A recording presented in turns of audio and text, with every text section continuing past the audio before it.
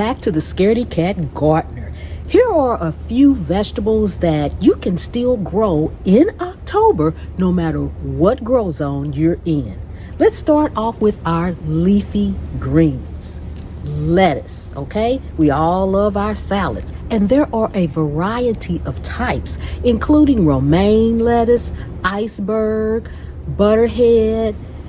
All of those can be grown and can thrive in cool temperatures, and they can also be harvested continuously throughout the fall.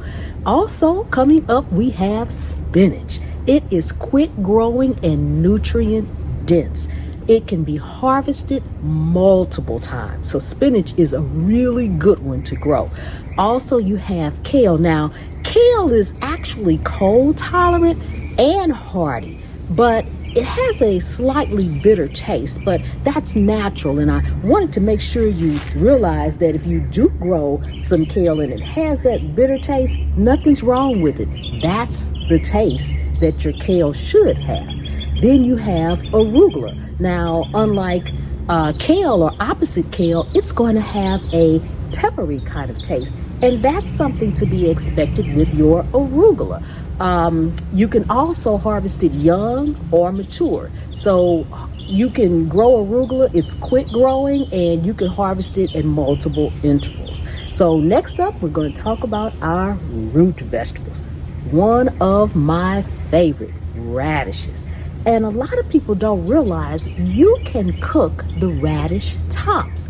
A lot of people discard those, but those are another source of a good leafy green. They can be sauteed. They are absolutely delicious. You can also chop them up and eat them raw in your salad.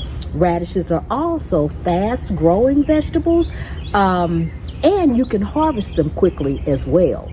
They also come in a variety of colors and shapes. One of my favorite radish. Now, I'm a radish girl. I love radish. I prefer my radish raw. I like to chop them up and have them in salad. I also like to slice them really, really thin, like using a mandolin or something, and just snack on them. I'll put a little salt and pepper on them and just snack on them. I just love radish.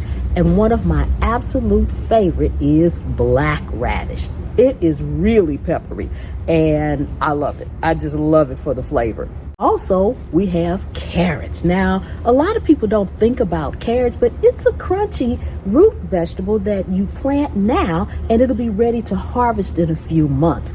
But the one thing about carrots, a lot of us, myself included, have planted carrots, and they end up intertwined because it's the roots. So just like anything else, if you pull any plant up and you take a look at the roots will be all intertwined. And that's what you have with carrots. Now, you don't have that same problem with maybe like a radish or a turnip or something like that because it's smaller and round. But carrots have that long root. And because it has that long root, you need to make sure that when you plant them, you're planting them in rows specific. One seed, one carrot, okay? Now that's one thing that you don't necessarily get. You're not going to get a ton of carrots from one seed like you would if you planted lettuce or something like that. So space them out, and also make sure if you're planting them in a container that the container is cylinder all the way down, that it's not shaped like this. My red containers are wider at the top and they go down like this. And the first year I planted carrots, I just kind of broadcast the seeds. And so not only did they intertwine, but they went inward and intertwined because I didn't give them room to grow straight down. If you want those nice straight carrots, even whether they're small baby carrots or the larger ones, give them room and space them out so that they can grow straight down. Also, make sure your soil is free of any large rocks or anything like that, because just like other roots, whatever that root touches or comes in contact with, it's going to go around it so that it can try to go completely straight down. All right? Okay, beets. Beets are sweet and they are full of nutrition. You can also harvest the roots and the greens. Okay, so next on our list is alliums. alliums, tomato. I'm talking about garlic and onions, okay? That's what they are really called.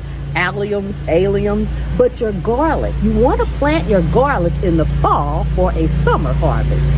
Now you also want to plant your onions in the fall for a spring or summer harvest. But the one thing about onions, you want to make sure you pick a variety that is good for your climate. That's the only thing you want to do because there are lots of different onions.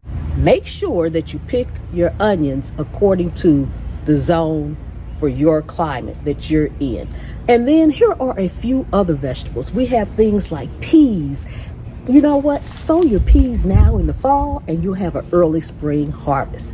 You know, it's a vining plant and you really do. I know some people think, well, I'm planting it now, but I don't have enough time to harvest it. No, you want to plant it now because some vegetables and things need a certain amount of cold hours. And so that's why you can plant them now in the fall. They can go through the winter and they'll be ready to harvest in the springtime. Also, we have broccoli.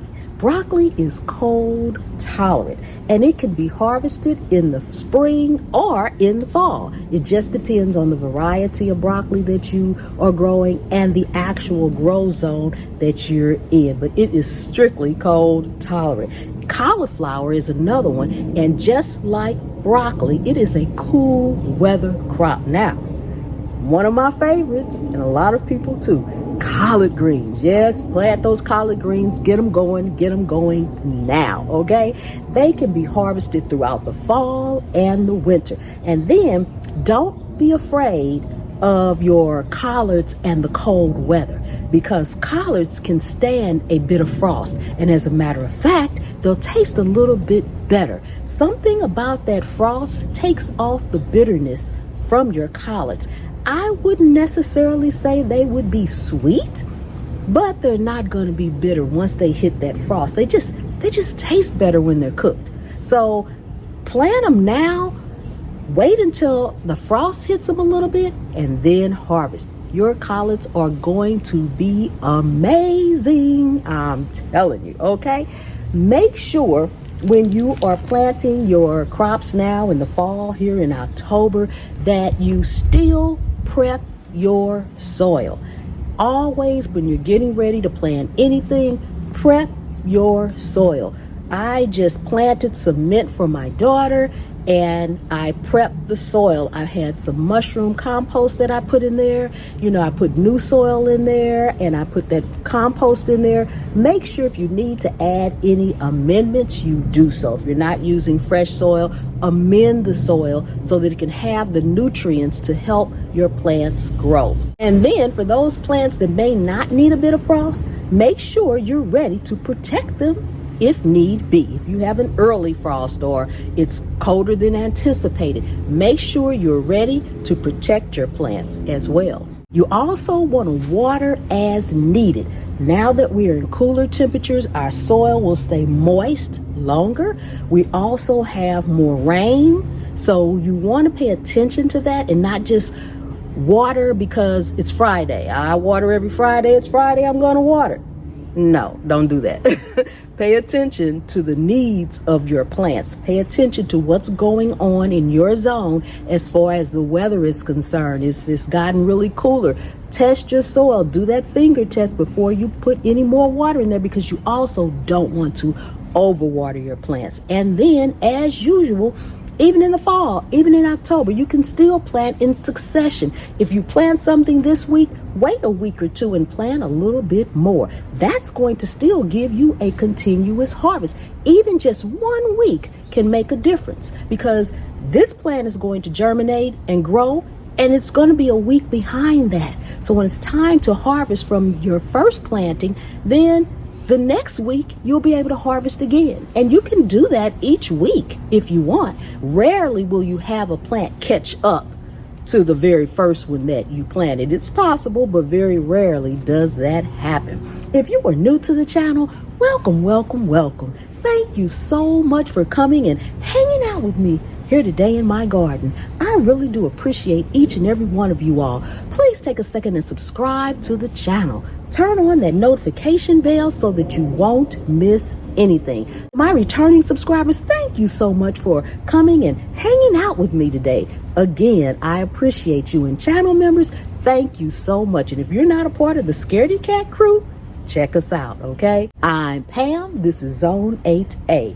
And anywhere you can sit a pot, you can grow a plant.